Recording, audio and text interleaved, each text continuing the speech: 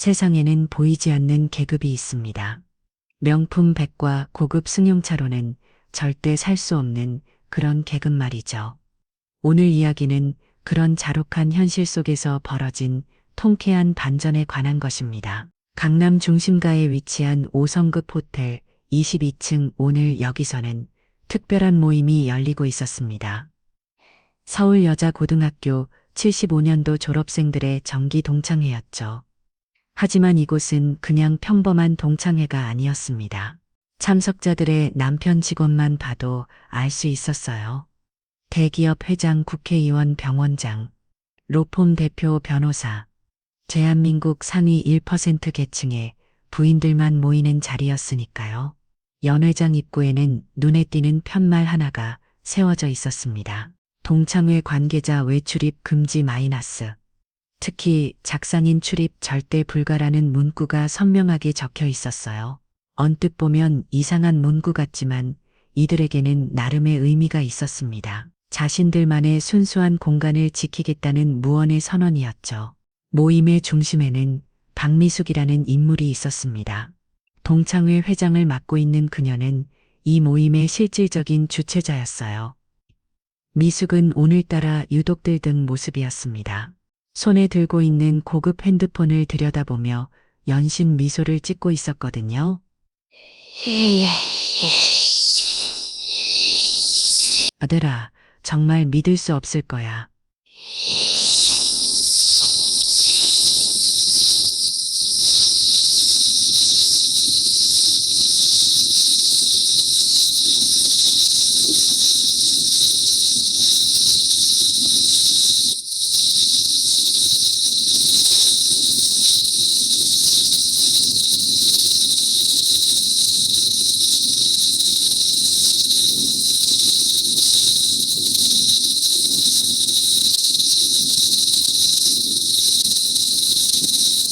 오늘 우리 동창회에 정말 대단한 분이 오신다고 해.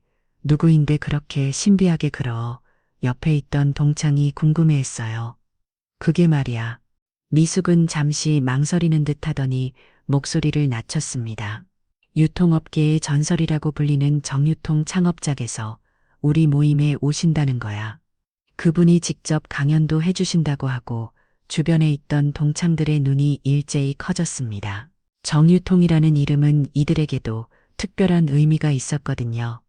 대한민국 유통업계를 혁신한 전설적인 기업의 창업자였으니까요. 정말 그분이 정말 오신다고 누군가가 믿기지 않는다는 표정으로 물었어요. 내가 거짓말할 이유가 있겠어? 우리 동창의 역사상 가장 영광스러운 날이 될 거라고 확신해. 미숙의 목소리에는 자부심이 가득했습니다. 한편 연회장 구석진 자리에는 다른 동창들과는 조금 다른 분위기의 여인이 앉아 있었습니다. 정수연이었어요. 수연은 다른 이들처럼 화려한 명품으로 치장하지도 않았고 대화에 적극적으로 참여하지도 않았습니다. 그저 조용히 앉아서 스마트폰을 들여다보고 있을 뿐이었죠. 사실 수연은 이 자리가 편하지 않았습니다. 매달 열리는 이런 모임에 참석할 때마다 느끼는 것이지만 자신은 이들과 어딘가 다르다는 생각을 지울 수 없었거든요. 다른 동창들처럼 남편의 성공을 자랑하거나 자녀들의 명문대 진학 이야기를 늘어놓는 것도 어색했어요. 수연아, 너는 요즘 어떻게 지내? 미숙이 수연 쪽으로 시선을 돌리며 물었습니다. 하지만 그 톤에는 진심 어린 관심보다는 형식적인 인사의 느낌이 더 강했어요. 그냥 평범하게 지내고 있어. 수연이 담담하게 답했습니다. 아 참, 수연아. 미숙이 갑자기 무언가 생각났다는 듯 말했어요. 내 며느리, 요즘 뭐 하더라. 온라인으로 뭔가 한다고 들었는데 수연의 표정이 미묘하게 변했습니다. 혜진이는 온라인 쇼핑몰을 운영하고 있어. 아, 인터넷 쇼핑몰. 미숙의 목소리에는 은근한 비하의 뉘앙스가 섞여 있었어요. 요즘 누구나 하는 그런 거구나. 그런데 수연아, 혹시 내 며느리도 오늘 올 거야? 아니야, 혜진이는 바빠서. 수연이 답하려던 순간 연애 장문이 열리며 한 여성이 들어왔습니다. 그 여성이 바로 윤혜진이었어요. 수연의 며느리였죠. 혜진은 정장을 깔끔하게 차려입고 있었지만 연애 장안의 다른 여성들과 비교하면 확실히 소박한 차림새였습니다. 명품 가방 대신 실용적인 서류 가방을 들고 있었고 액세서리도 최소한으로만 착용하고 있었거든요. 혜진이 입장하자 연애 장안의 시선이 일제히 그녀에게 향했습니다.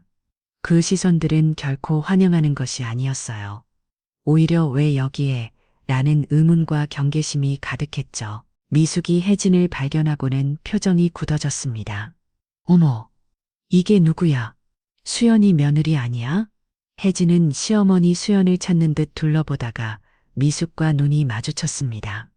뜨네온가. 휴, 문이 마주쳤습니다. 슈, 이모님, 여기 왜 왔어? 미숙의 목소리는 차가웠습니다. 이건 동창회인데. 죄송합니다. 사실은 혜진이 말을 시작하려 했지만 미숙이 손을 들어 막았어요. 잠깐, 설마 내가 여기 들어올 생각은 아니지. 미숙이 입구에 팻말을 가리키며 말했습니다. 거기 뭐라고 써 있는지 못 봤어? 세진의 시선이 잡상인 출입 금지라는 팻말로 향했습니다. 그 순간 그녀의 얼굴이 살짝 굳어졌어요. 하지만 곧 다시 정중한 표정을 지으며 말했습니다. 저는 잠깐만 정유통 고문님을 벗고 싶어서 왔는데요. 이 말이 떨어지자 연회장 안이 순간 조용해졌습니다. 모든 시선이 혜진에게 집중됐죠. 그리고 그 시선들 중에는 수연의 것도 포함되어 있었습니다.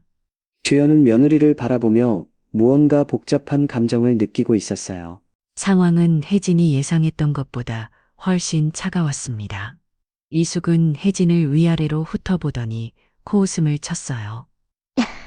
정유통 고문을 만나겠다고 미숙이 주변 동창들을 둘러보며 말했습니다. 얘들아 들었어?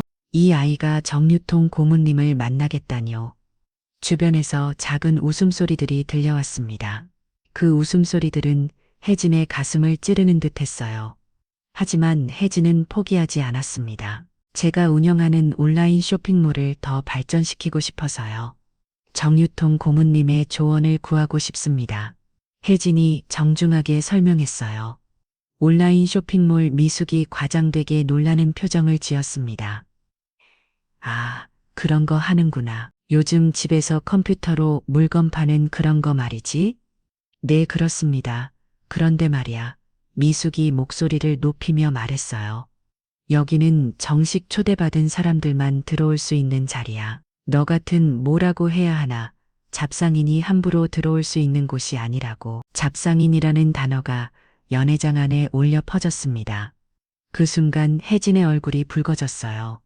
모욕적인 말이었지만 그녀는 참았습니다. 목표가 있었으니까요. 저는 정말 잠깐만. 안 돼. 미숙이 단어에게 말을 끊었습니다. 오늘은 우리 동창의 역사상 가장 중요한 날이야. 정유통 창업자님이 직접 오시는 귀한 자리라고. 그런 분 앞에서 우리가 품격을 잃을 수는 없잖아. 미숙은 일부러 잡상인 출입 금지 팻말을 다시 한번 가리켰어요. 저기 뭐라고 써 있는지 한국은 읽을 줄 알지. 잡상인 출입 금지라고 되어 있어. 너 같은 사람들이 들어와서 분위기 망치지 말라는 뜻이야. 주변 동창들도 하나둘 고개를 끄덕이기 시작했습니다. 누군가는 맞아. 오늘은 정말 중요한 날인데 라고 마장구를 찾고 다른 누군가는 격이 다른 자리야 라고 속삭였어요. 혜진은 주변을 둘러봤습니다. 도움을 요청할 만한 시선을 찾고 있었지만 모두들 시선을 피하거나 미숙의 편히 서는 분위기였어요. 그때 혜진은 시선이 구석에 앉아 있는 시어머니 수연과 마주쳤습니다. 수연은 이 모든 상황을 지켜보고 있었어요. 며느리가 자신을 바라보는 것을 알았지만 쉽게 일어나지 못했습니다. 복잡한 감정이 그녀의 마음속을 휘젓고 있었거든요. 한편으로는 며느리가 이런 모욕을 당하는 것이 안타까웠어요. 하지만 다른 한편으로는 자신이 나서봤자 상황이 더 악화될 것 같다는 생각도 들었습니다. 이 자리에서 자신의 위치는 그리 높지 않았으니까요. 어머니 혜진이 작은 목소리로 수연을 불렀습니다. 그 순간 미숙의 시선도 수연에게 향했어요. 아, 수연아, 내 면을 이 좀 데리고 나가. 오늘 정말 중요한 날인데 이러면 안 되잖아. 수연은 천천히 일어났습니다. 하지만 그녀가 한 말은 혜진이 기대했던 것과는 달랐어요. 혜진아, 여긴 내가 올 곳이 아니야. 돌아가자. 혜진의 얼굴에 실망감이 스쳤습니다. 시어머니마저 자신의 편이 아니라는 것을 깨달았거든요. 하지만 그녀는 아직 포기하지 않았습니다. 어머니, 저는 정말 중요한 일 때문에 왔어요. 정유통 고문님만 잠깐 면됐어. 미숙이 목소리를 높였습니다. 이제 정말 지겹다. 보안 요원 불러서 내보내야겠어. 미숙이 진짜로 호텔 직원을 부르려고 하자 연회장 안의 분위기가 더욱 차가워졌습니다. 다른 동창들도 혀를 차며 고개를 저었어요. 참 뻔뻔하네. 누군가가 작은 목소리로 말했습니다. 자기 분수도 모르고 다른이가 맞장구 쳤어요. 혜진은 이 모든 말들을 들으며 주목을 꽉 쥐었습니다. 분노가 치밀어 올랐지만 그보다는 자신의 목표를 이루지 못할 것 같다는 절망감이 더 컸어요. 알겠습니다. 혜진이 마침내 입을 열었습니다. 죄송합니다. 실례했습니다. 그녀가 돌아서려는 순간 미숙이 마지막으로 한마디 더 던졌어요. 다음부터는 자기 주제를 알고 행동하려. 세상에는 격이라는 게 있어. 내가 아무리 노력해도 넘을 수 없는 벽이 있다고. 이 말이 혜진의 등의 비수처럼 바뀌었습니다. 하지만 그녀는 뒤돌아보지 않고 연회장을 나갔어요. 수연은 면을 위해 뒷모습을 바라보며 가슴이 아팠습니다. 하지만 여전히 자리에서 일어나지 못했어요. 자신이 할 수 있는 일이 없다고 생각했으니까요. 미숙은 혜진이 나간 후에도 계속 불쾌하다는 표정을 지었습니다. 정말 요즘 세상 사람들은 자기 분수를 모르는 것 같아. 온라인으로 물건 좀 판다고 해서 정유통 고문님 같은 분을 만날 수 있다고 생각하다니 주변 동창들이 맞장구 쳤어요. 그러게 말이야. 격이 다른데 정유통 고문님 같은 분이 그런 속이모 장사군이랑 시간을 보내실 리가 없지. 수연은 이 모든 대화를 들으며 복잡한 심경이었습니다. 그녀만이 알고 있는 비밀이 있었거든요. 하지만 그 비밀은 아직 누구에게도 말할 수 없었습니다. 시간이 흘러가고 있었습니다. 곧 정유통 창업자가 도착할 예정이었어요. 연회장 안의 분위기는 점점 더 들뜨고 있었지만 수연만은 조용히 자리에 앉아 깊은 생각에 잠겨 있었습니다. 혜진이 연회장을 나간 후 수연은 혼자만의 시간을 가지게 되었습니다. 다른 동창들은 여전히 정유통 창업자의 도착을 기다리며 들떠 있었지만 수연의 마음은 전혀 다른 곳에 있었어요. 수연은 화장실로 향했습니다. 거울 앞에서 자신의 모습을 바라보며 깊은 한숨을 내쉬었어요. 거울 속의 자신은 평범한 60대 여성의 모습이었습니다. 화려하지도 않고 특별해 보이지도 않는 그런 모습이었죠. 하지만 수연의 마음속에는 아무도 모르는 이야기들이 가득했습니다. 처음 그 이야기들이 지금 이 순간 마치 영화처럼 그녀의 머릿속에서 되살아나기 시작했어요. 수십 년 전으로 거슬러 올라가는 기억이었습니다. 수연이 아직 어린 소녀였던 시절의 이야기였죠. 그때 수연은 서울 동대문 근처의 작은 재료시장에서 살고 있었습니다.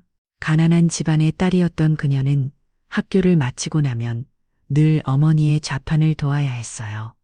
어머니는 시장에서 작은 반찬 가게를 운영하고 있었거든요. 수연아, 손님한테 인사 제대로 해야지. 어머니가 늘 하던 말이었습니다. 그때 수연은 손님들에게 깍듯이 인사하며 반찬을 포장해주는 일에 익숙했어요. 김치, 나물, 젓갈류. 어머니가 정성스럽게 만든 반찬들을 하나하나 정성껏 포장하는 것이 그녀의 일상이었죠. 하지만 그 시절이 결코 쉽지만은 않았습니다. 같은 학교를 다니는 친구들 중에는 수연을 시장 아이라고 부르며 무시하는 아이들이 있었거든요. 특히 박미숙은 그 중에서도 가장 심했습니다. 야, 수연아, 오늘도 시장에서 생선 냄새 나는 거 아니야? 미숙이 코를 막으며 놀리던 모습이 생생하게 떠올랐어요. 그때 수연은 아무 말도 할 수 없었습니다. 실제로 집안 형편이 어려웠고 시장에서 일하는 것이 부끄럽기도 했거든요. 하지만 그 속에서도 수연은 꿈을 키우고 있었습니다. 언젠가는 나도 당당하게 살 수 있을 거야. 누구에게도 무시당하지 않는 사람이 될 거야. 고등학교를 졸업한 후 수연은 대학에 진학하지 못했습니다. 집안 형편상 불가능했거든요. 대신 그녀는 시장에서 본격적으로 일을 시작했어요. 어머니의 반찬 가게를 물려받아 더 크게 키우고 싶었습니다. 처음에는 정말 작은 규모였어요. 어머니와 함께 만든 반찬을 몇 가지 팔기 시작한 것이 전부였죠.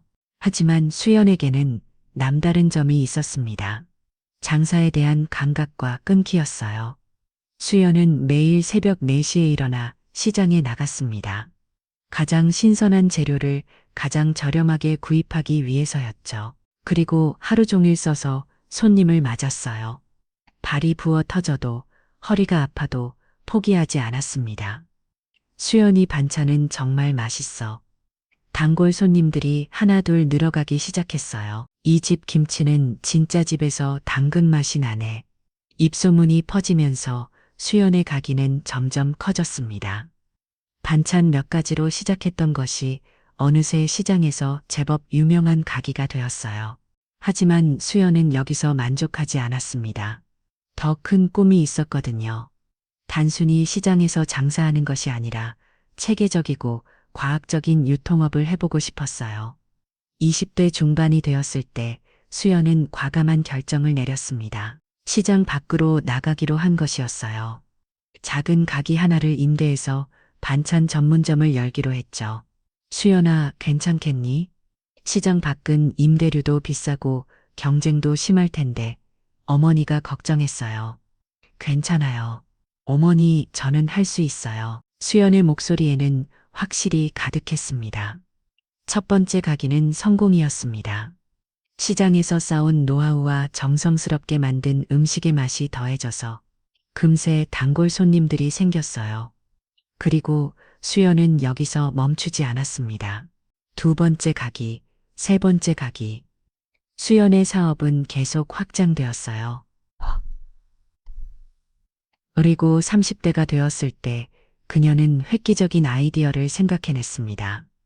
왜 매장에서만 팔아야지 집까지 배달해주면 어떨까? 그때는 아직 배달 서비스가 일반화되지 않았던 시절이었습니다.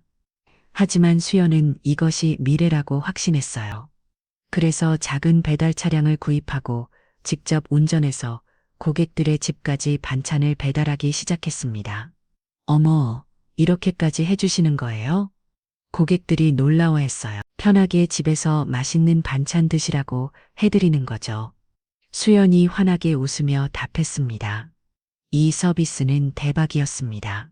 입소문이 빠르게 퍼지면서 주문이 폭증했어요. 수연은 더 많은 직원을 고용해야 했고 더 많은 차량이 필요했습니다. 그렇게 사업이 커지면서 수연은 회사를 정식으로 설립하기로 했습니다. 그때 지은 이름이 바로 정유통이었어요. 정성스럽게 유통한다는 의미였죠.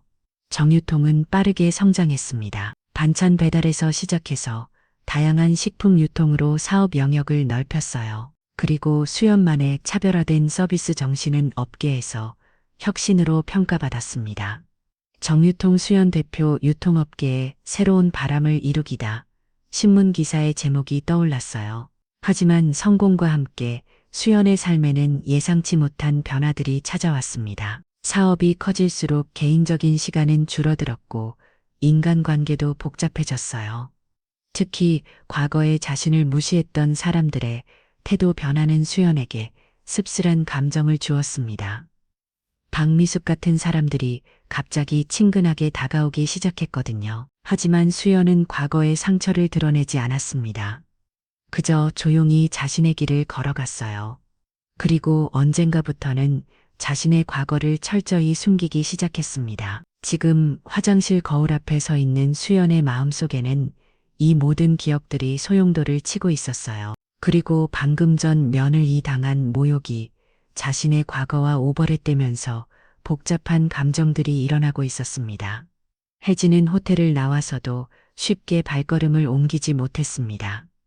로비 한쪽 소파에 앉아서 깊은 생각에 잠겨 있었어요. 방금 전 겪은 일이 너무나 충격적이었거든요. 잡상인이라 혜진의 머릿속에 그 단어가 계속 맴돌았습니다. 물론 자신이 하는 일이 거대한 대기업과 비교하면 작은 규모라는 것을 알고 있었어요. 하지만 그렇다고 해서 함부로 무시당해야 할 이유는 없다고 생각했습니다. 더욱이 정유통 고문을 만나고 싶어하는 자신의 진심이 그렇게 우스운 일인지 이해할 수 없었어요. 혜진의 스마트폰이 울렸습니다. 남편 도연이었어요. 여보, 어떻게 됐어? 정유통 고문님 만났어. 도연의 목소리에는 기대감이 가득했습니다. 혜진은 잠시 말을 망설였어요. 남편에게 어떻게 설명해야 할지 막막했거든요. 그게 잘 안 됐어. 왜 무슨 일이야? 혜진이 방금 전 있었던 일을 간략하게 설명하자 전화기 너머로 도연의 한숨 소리가 들렸습니다. 그런 일이 있었구나. 많이 상처받았겠어. 괜찮아. 나는 괜찮아. 혜진이 말했지만 목소리에서는 상처받은 마음이 느껴졌어요. 여보, 어머니께 다시 한번 부탁해 보는 게 어떨까? 어머니가 도와주시면 어머니도 별로 도움이 안 될 것 같아. 혜진이 씁쓸하게 말했습니다. 어머니도 그 자리에서는 나를 도와주지 않으셨어. 도연은 잠시 조용했습니다. 어머니와 아내 사이의 관계가 항상 어색하다는 것을 알고 있었거든요. 그래도 포기하지는 마. 다른 방법을 찾아보자. 응, 알겠어. 전화를 끊은 후 혜진은 다시 호텔을 올려다봤습니다. 22층에서는 지금쯤 정유통 창업자가 도착했을지도 모르겠다는 생각이 들었어요. 그분을 만날 수 있는 마지막 기회였는데 이렇게 허무하게 끝나버린 것이 아쉬웠습니다. 하지만 혜진은 쉽게 포기할 사람이 아니었어요. 온라인 쇼핑몰을 시작한 것도 여기까지 키워온 것도 모두 그녀의 끈기와 노력 덕분이었거든요. 혜진은 스마트폰을 꺼내서 정유통에 대해 다시 한번 검색해 봤습니다. 혹시 다른 방법으로 연락할 수 있는 방법이 있을지도 모르니까요. 한편 호텔 22층 연회장에서는 정유통 창업자의 도착을 기다리며 분위기가 점점 고조되고 있었습니다. 미숙은 연신 입구를 확인하며 초조해야 하고 있었어요. 언제쯤 오실까? 한동창이 물었습니다. 곧 오실 거야. 오후 2시에 오신다고 하셨거든. 미숙이 시계를 확인하며 답했어요. 수연은 여전히 구석자리에 조용히 앉아 있었습니다. 화장실에서 돌아온 후로 더욱 조용해진 것 같았어요. 다른 동창들의 들든 대화에도 별로 관심을 보이지 않았습니다. 수연아, 너는 별로 기대 안 되나? 옆에 앉은 동창이 물었어요. 만약 기대되지, 수연이 짧게 답했습니다. 정유통 창업자가 어떤 분일까? 정말 궁금하다.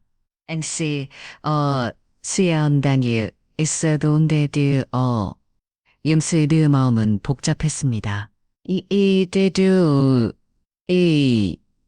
처음 임원이 정기 총진보를 올라가야 한다는 것을 알고 있었거든요.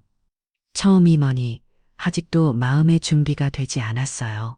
특히 며느리가 당한 모욕을 생각하면 마음이 무거웠습니다. 그때 호텔 직원 한 명이 연회장으로 들어왔습니다. 죄송합니다. 정유통 고모님께서 잠시 늦어주신다고 연락이 왔습니다. 30분 정도 늦어주실 예정이라고 해요. 미숙의 얼굴에 실망감이 스쳤지만 곧 다시 밝은 표정을 지었습니다. 괜찮아요. 그런 대단한 분이시니까 바쁘실 수밖에 없죠. 하지만 속으로는 조금 초조했어요.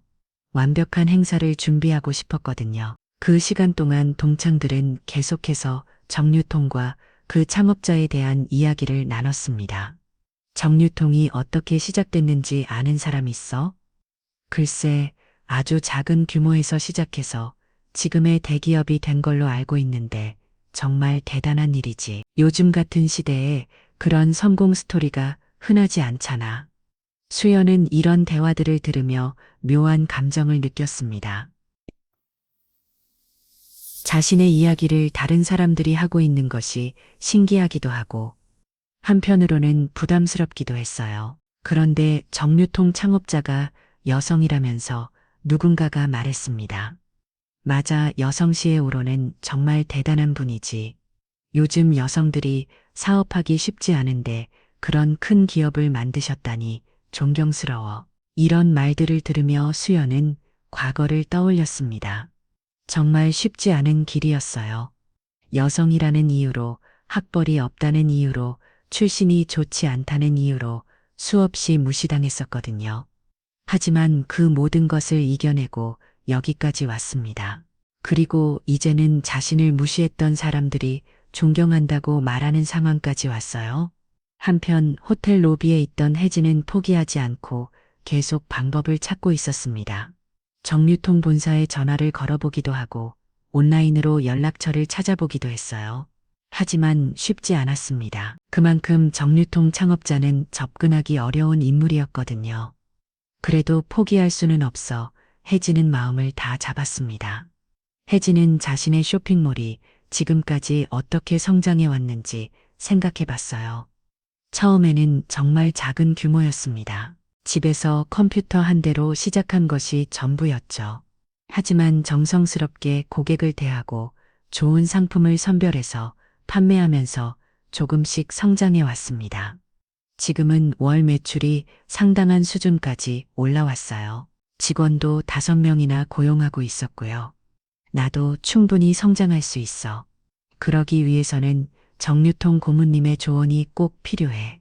혜진은 다시 한번 마음을 다잡고 호텔 22층을 올려다 봤습니다. 어떻게든 기회를 만들어야겠다고 생각했어요. 시간이 흘러 52시 30분이 되었습니다. 연회장의 분위기는 점점 더 고조되고 있었어요. 정유통 창업자가 곧 도착할 예정이었거든요. 미숙은 마지막으로 연회장을 점검하며 돌아다녔습니다. 음향시설은 괜찮은지, 좌석 배치는 적절한지, 다과 준비는 완벽한지 하나하나 확인했어요. 모든 준비가 완료됐습니다. 호텔 직원이 보고했습니다. 좋아요, 정말 완벽한 행사로 만들어야 해요. 미숙이 만족스러워했어요. 그때 다른 동창 한 명이 미숙에게 다가왔습니다. 미숙아, 그런데 정말 궁금한 게 있어. 뭐가 수연이 말이야. 요즘 너무 조용하지 않아?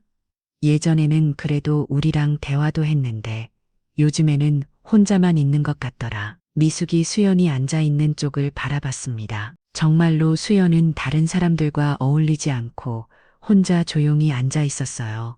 그러게 말이야. 원래 수연이는 좀 그런 편이었잖아. 우리 중에서도 제 이불이가 없는 애였으니까. 불이가 없다는 게, 너도 알잖아. 수연이 집안 얘기, 시장에서 장사하던 집안 출신이라고. 이 대화가 점점 커지면서 주변 동창들의 관심도 집중되기 시작했어요. 아, 맞다.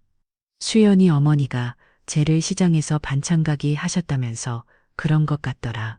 그래서 수연이도 어렸을 때 시장 일 도왔다고 했잖아. 그런데 지금은 어떻게 사는 거야? 남편분이 뭐 하시는데? 이런 대화들이 오가는 동안 수연은 모든 것을 듣고 있었습니다. 하지만 아무 표정도 짓지 않았어요. 이미 수십 년간 이런 뒷담화에 익숙해져 있었거든요. 이숙이 갑자기 목소리를 높였습니다. 얘들아, 그런 얘기는 그만하고 오늘은 정말 특별한 날이잖아. 하지만 속으로는 다른 생각을 하고 있었어요. 오늘 같은 귀한 자리에 수연 같은 사람이 있는 것이 조금 어색하다는 생각이었죠. 그때 미숙에게 악한 생각이 하나 떠올랐습니다. 그런데 수연아, 미숙이 수연을 향해 말했어요. 너 오늘 여기 있어도 괜찮아? 무슨 뜻이야? 수연이 조용히 물었습니다. 아니, 정유통 창업자 같은 분 앞에서 너 같은 배경을 가진 사람이 있으면 좀 어색하지 않을까 싶어서 연회장이 순간 조용해졌습니다. 모든 사람들의 시선이 미숙과 수연에게 집중되었어요. 무슨 말인지 모르겠어. 수연이 담담하게 답했습니다. 아, 너 정말 모르는 거야? 미숙이 과장되게 놀라는 표정을 지었어요. 정유통 창업자는 정말 대단한 분이잖아. 그런 분 앞에서 우리가 품격을 보여야 하는데, 너 같은 뭐랄까 배경이 다른 사람이 있으면 좀 그렇지 않을까? 품격? 수연이 천천히 그 단어를 되뇌었습니다. 그래, 품격. 우리는 모두 그런 대로 괜찮은 집안 출신들이잖아.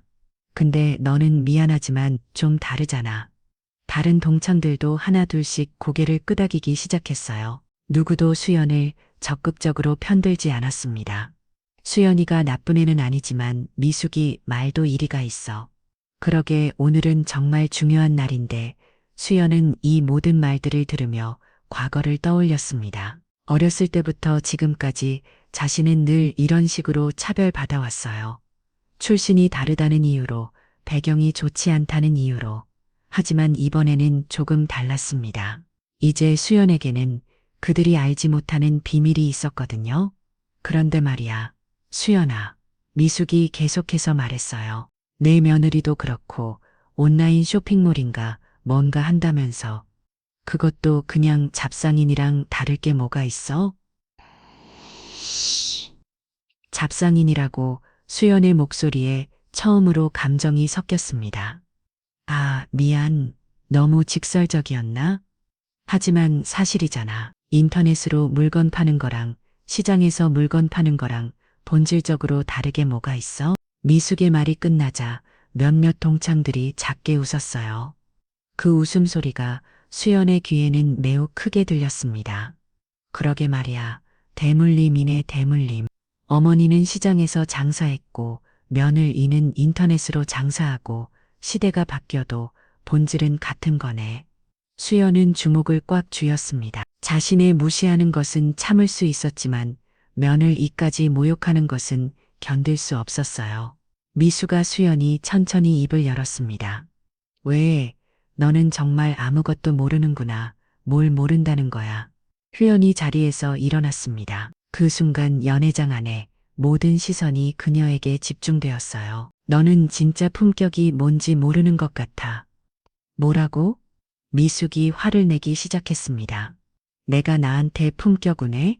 그래, 수연의 목소리가 점점 단호해졌어요. 진짜 품격은 출신이나 배경에서 나오는 게 아니야. 어떻게 남을 대하는지에서 나오는 거지.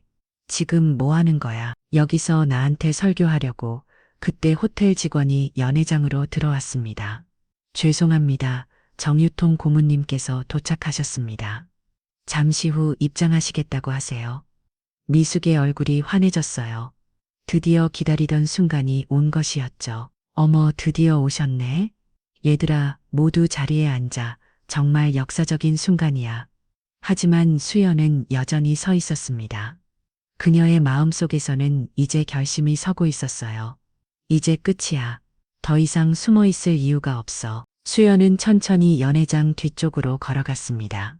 곧 무대에 올라가야 할 시간이었거든요. 미숙은 수연이 어디로 가는지도 모른 채 입구만 바라보고 있었어요.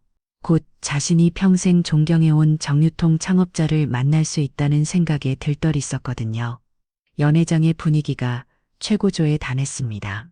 모든 동창들이 자리에 앉아서 정유통 창업자의 등장을 기다리고 있었어요.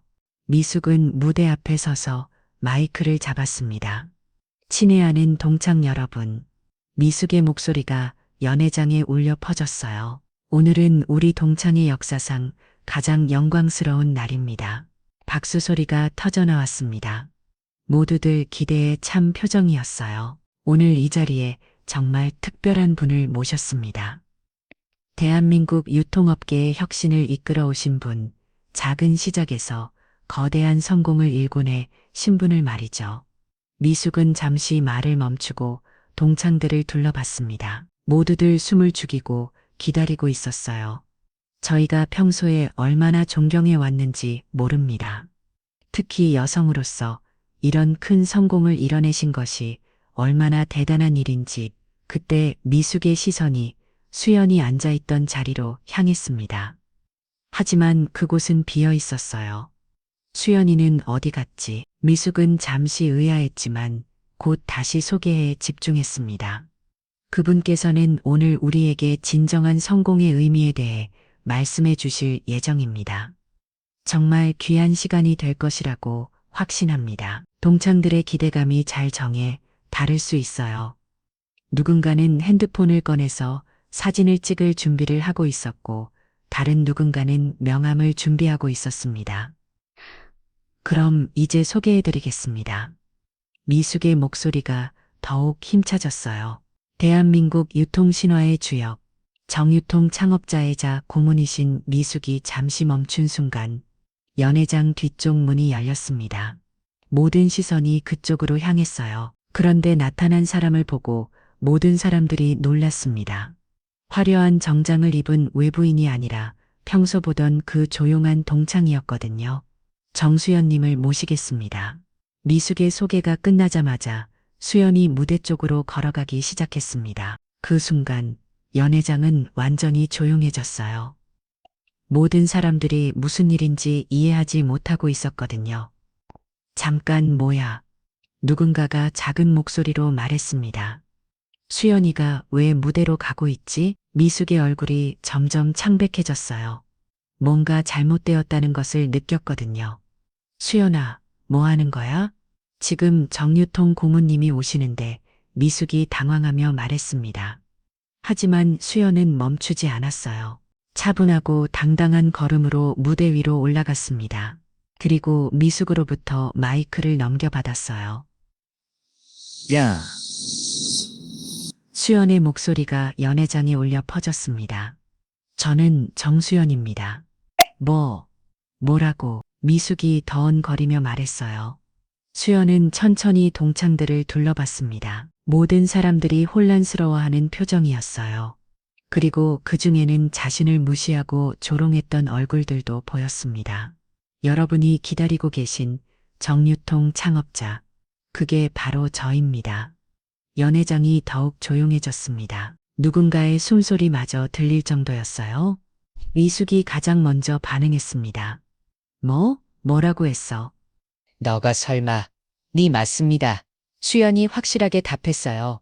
제가 정유통을 설립한 정수연입니다. 이 말이 떨어지자 연회장이 술렁이기 시작했습니다. 이게 무슨 소리야? 정말이야? 믿을 수 없어. 미숙의 다리가 후들거렸어요. 평생 존경해온 정유통 창업자가 바로 자신이 무시해온 동창이었다는 사실을 받아들일 수 없었거든요. 아니야, 이건 말이 안 돼. 미숙이 소리쳤습니다. 너는 그냥 평범한 뭐예요? 수연이 조용히 물었습니다. 너는 시장에서 자란 것이 맞습니다. 수연이 담담하게 인정했어요. 저는 동대문제를 시장에서 태어나고 자랐습니다. 어머니의 반찬 가기를 도우며 어린 시절을 보냈죠. 동창들이 더욱 당황했어요. 그들이 무시했던 그 출신이 사실이었던 것이죠. 하지만 그 경험이 책에는 가장 소중한 자산이 되었습니다. 수연이 계속 말했어요. 고객을 진심으로 대하는 법, 정성스럽게 서비스하는 법, 그리고 진정한 품격이 무엇인지를 배웠거든요. 미숙이 자리에 주저앉았습니다. 다리에 힘이 풀렸거든요. 정말 넣었어? 미숙의 목소리가 떨렸어요. 네, 맞습니다. 수연이 확신에 찬 목소리로 답했습니다. 그때 한동창이 스마트폰을 꺼내서 정유통을 검색해 봤어요. 그리고 창업자 사진을 확인한 후 깜짝 놀랐습니다. 맞다. 정말 수연이야. 사진이 똑같아. 이제 모든 사람들이 사실을 받아들이기 시작했어요. 그들이 평생 무시해온 동창이 실제로는 대한민국에서 가장 성공한 여성 기업가 중 한 명이었던 것이죠.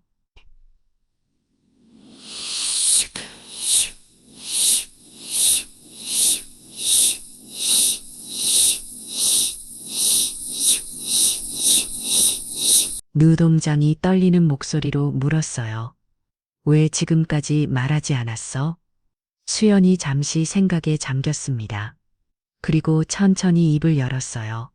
굳이 말할 필요가 없다고 생각했어요. 진정한 친구라면 제가 누구든 상관없이 저를 받아들여 줄 것이라고 믿었거든요. 이 말이 동창들의 가슴을 찔렀습니다. 그들이 얼마나 표면적인 관계를 유지해왔는지 깨달았거든요. 하지만 오늘 수연의 목소리가 단어해졌어요. 오늘 제 며느리가 당한 일을 보고는 더 이상 참을 수 없었습니다. 미숙의 얼굴이 더욱 창백해졌어요. 오늘 오전에 혜진을 쫓아낼 일이 떠올랐거든요. 제 며느리는 정말 열심히 살아가는 사람입니다. 작은 온라인 쇼핑몰이지만 정성스럽게 운영하고 있고 더 발전하고 싶어서 저를 찾아온 거였어요. 동창들이 점점 미숙을 바라보기 시작했어요. 무슨 일이 있었는지 짐작하고 있었거든요. 하지만 여러분은 그런 그녀를 작상인이라고 부르며 내쫓았습니다. 그것도 저를 만나러 온 그녀를 말이에요. 이제 미숙은 완전히 잘 망적인 표정이 되었어요. 자신이 저지른 일의 심각성을 깨달았거든요. 무대 위의 수연은 이제 완전히 다른 사람처럼 보였습니다. 평소에 조용하고 소심해 보이던 모습은 온데간데였고 당당하고 카리스마 넘치는 진짜 CEO의 모습이었어요.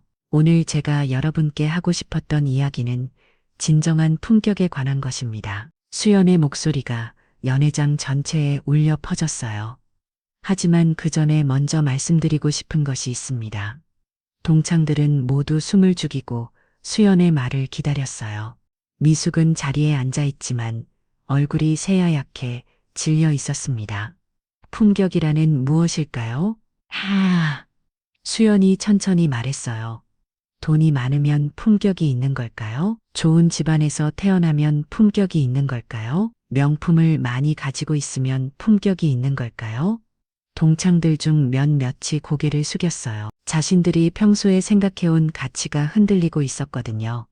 저는 그렇게 생각하지 않습니다. 수연이 단호하게 말했어요. 진정한 품격은 다른 사람을 어떻게 대하는지에서 나온다고 생각해요.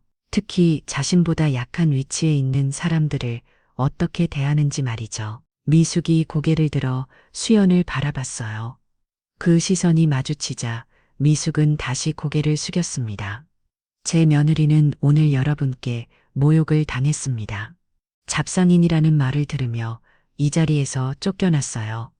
그런데 정작 여러분이 그렇게 무시한 그 잡상인의 시어머니가 바로 여러분이 존경한다던 정육통 창업자였습니다. 연회장이 더욱 조용해졌어요. 수연의 말 한마디 한마디가 모든 사람들의 가슴을 찌르고 있었거든요. 미숙 씨 수연이 미숙을 직접 부르며 말했어요. 당신은 저를 오랫동안 알아왔습니다. 고등학교 때부터 지금까지 말이에요. 미숙이 떨리는 목소리로 답했어요. 수연아, 나는 정말 몰랐어. 정말 몰랐나요? 수연이 차갑게 물었습니다. 당신이 몰랐던 건 제가 정육통 창업자라는 사실이에요. 하지만 당신은 제가 어떤 사람인지는 충분히 알고 있었잖아요. 미숙이 할 말을 찾지 못했어요. 당신은 저를 시장 출신이라고 무시했습니다. 불의가 없다고 했어요.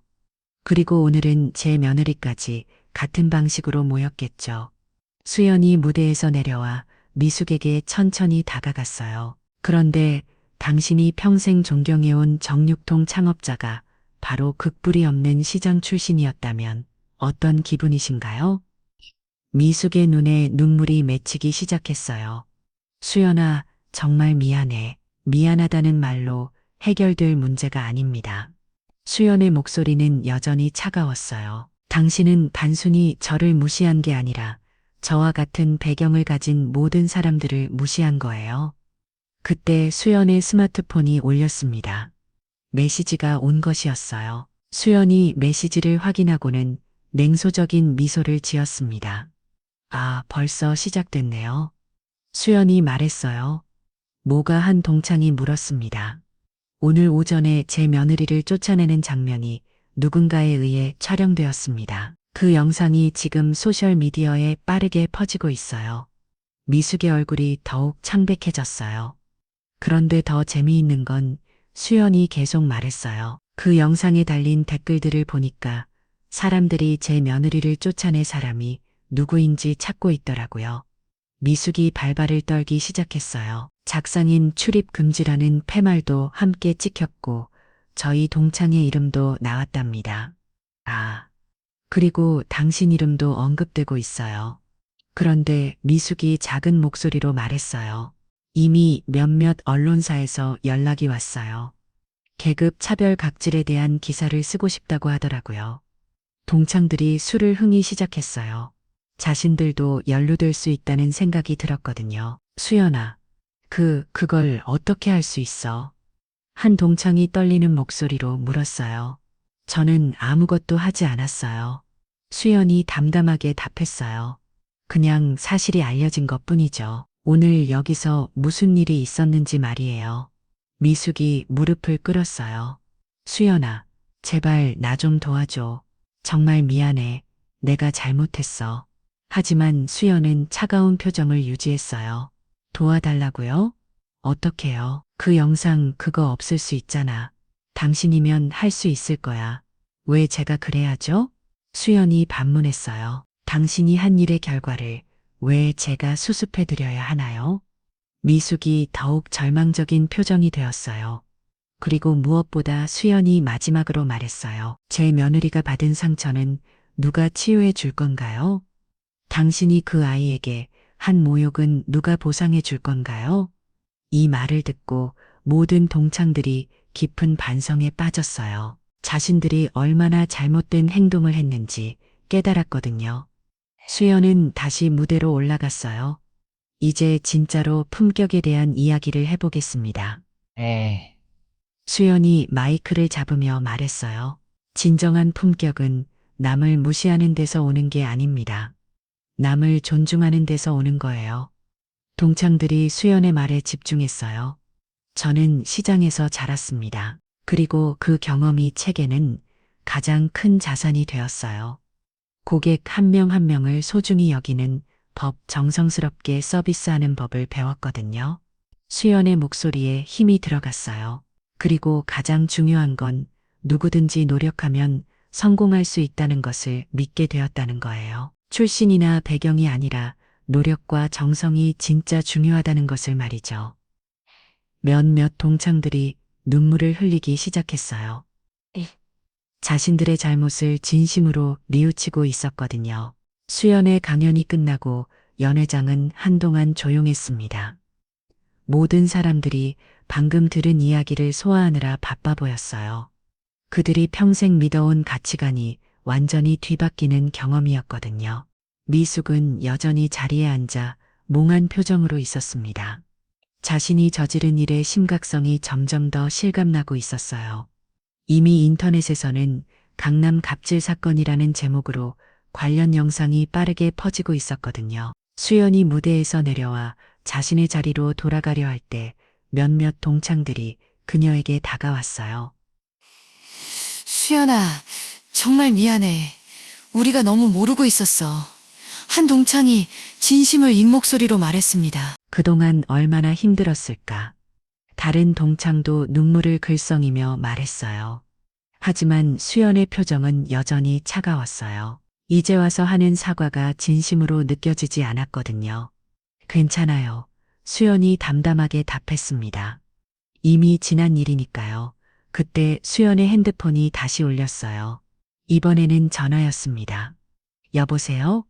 수연이 전화를 받았어요. 어머니 전화기 너머로 혜진의 목소리가 들렸습니다. 인터넷에서 어머니 이야기가 나오고 있어요. 정유통 창업자가 어머니라고 응 맞아. 수연이 확인해줬어요. 정말이에요? 어머니가 정유통을 오늘 동창에서 밝혔어. 그리고 내가 오늘 오전에 당한 일도 함께 말했고 전화기 너머로 혜진의 놀라는 소리가 들렸어요. 어머니 괜찮으세요? 그런 큰 비밀을 갑자기 밝히시면 괜찮아. 수연의 목소리가 따뜻해졌어요. 이 짝트 오누마문 게니어지 자매잡튼의 인마인에다 씁니다. 인마인에 오히려 시원해. 더 이상 숨기고 싶지 않거든. 근데 어머니 저는 괜찮아요. 오늘 일 때문에 어머니가 힘드실 필요 없어요. 수연이 미소를 지었어요. 면을 위해 이런 마음씨가 고마웠거든요. 혜진아 지금 어디야? 집에 있어요. 그럼 이따가 집에서 봐 할 이야기가 많아. 전화를 끊은 후 수연은 주변을 둘러봤어요. 동창들은 여전히 어색한 분위기였고 미숙은 구석에서 혼자 앉아 있었습니다. 수연이 미숙에게 다가갔어요. 미숙 씨, 미숙이 고개를 들어 수연을 바라봤어요. 눈이 빨갛게 부어 있었습니다. 수연아, 나 어떻게 하면 좋을까? 미숙이 떨리는 목소리로 물었어요. 그건 당신이 결정할 일이에요. 수연이 담담하게 답했습니다. 나 정말 잘못 생각하고 있었어. 품격이 뭔지, 진짜 중요한 게 뭔지 몰랐어. 수연이 미숙을 바라봤어요. 진심으로 반성하는 것 같아 보였습니다. 늦었지만 지금이라도 깨달았다면 다행이에요. 수연아, 내 며느리한테 혜진이한테 사과하고 싶어? 어떻게 하면 될까? 수연이 잠시 생각했어요. 진심이라면 방법은 있을 거예요. 하지만 말로만 하는 사과는 의미가 없어요. 무슨 뜻이야? 행동으로 보여줘야 한다는 뜻이에요. 정말로 변했다는 것을 말이죠. 미숙이 고개를 끄덕였어요. 한편 연회장 밖에서는 이미 기자들이 몰려들기 시작했습니다. 강남 각질 사건에 대한 취재를 위해서였어요. 호텔 로비는 순식간에 소란스러워졌습니다. 수연은 이런 상황을 예상하고 있었어요. 뒷문으로 조용히 빠져나갔습니다. 집으로 돌아가는 길에 수연은 복잡한 기분이었어요. 드디어 오랫동안 숨겨온 비밀을 밝혔지만 한편으로는 이제 시작이라는 생각도 들었거든요. 집에 도착하자 혜진이 기다리고 있었어요. 도연도 함께 있었습니다. 어머니 혜진이 수연을 반겼어요. 어머니 정말 고생하셨어요. 도연도 인사했습니다. 세 사람이 거실에 앉았어요. 어머니 정말 정유통 창업자가 맞아요? 혜진이 아직도 믿기지 않는다는 표정으로 물었어요. 응, 맞아. 수연이 웃으며 답했습니다. 그럼 제가 그렇게 만나고 싶어 했던 정유통 고모님이 바로 내 시어머니였지. 혜진의 눈에 눈물이 맺혔어요. 어머니 그동안 얼마나 답답하셨어요? 제가 정유통 고모님을 만나겠다고 할 때마다 답답하지 않았어. 오히려 내가 열심히 하려는 모습이 기쁠 듯 했어. 그런데 왜 말씀해주지 않으셨어요? 수연이 잠시 생각했어요. 사실 너에게 많은 말해주고 싶었어. 하지만 너 혼자 알고 있기에는 부담이 클 것 같았거든. 어머니 그리고 무엇보다 내가 나에게 의존하지 않고 스스로 성장하는 모습을 보고 싶었어. 혜진이 감동받은 표정이었어요. 이제부터는 함께 해보자. 수연이 혜진의 손을 잡으며 말했어요. 내 쇼핑몰을 더 크게 키워보자. 정말 의미 있는 일을 해보고, 정말요? 그래, 하지만 조건이 있어. 뭔가요? 진짜 품격 있는 사업을 해야 해. 고객을 진심으로 대하고 사회에 도움이 되는 그런 사업 말이야. 혜진이 눈을 빛내며 고개를 끄덕였어요. 네, 어머니 열심히 할게요. 그날 밤 수연은 오랜만에 편안한 잠을 잤습니다. 더 이상 숨길 필요가 없다는 것이 이렇게 자유로운 기분을 주는지 몰랐거든요. 며칠 후 미숙으로부터 연락이 왔어요. 진심 어린 사과의 편지와 함께 앞으로 사회적 약자를 돕는 봉사활동을 하겠다는 다짐이 적혀 있었습니다. 그리고 한 달 후 혜진의 온라인 쇼핑몰은 정품격 쇼핑몰이라는 새로운 이름으로 리뉴얼됐어요. 진짜 품격 있는 소비를 모토로 하는 쇼핑몰이었죠. 수연과 혜진은 이제 진짜 가족이 되어 함께 꿈을 키워가고 있었습니다. 그리고 그들의 이야기는 많은 사람들에게 진정한 성공과 품격이 무엇인지 깨닫게 해주는 감동적인 사례가 되었어요. 출신이나 배경이 아니라 마음과 짐과 행동이 진짜 중요하다는 것을, 그리고 진정한 품격은 남을 무시하는 것이 아니라 존중하는 데서 나온다는 것을 말이죠.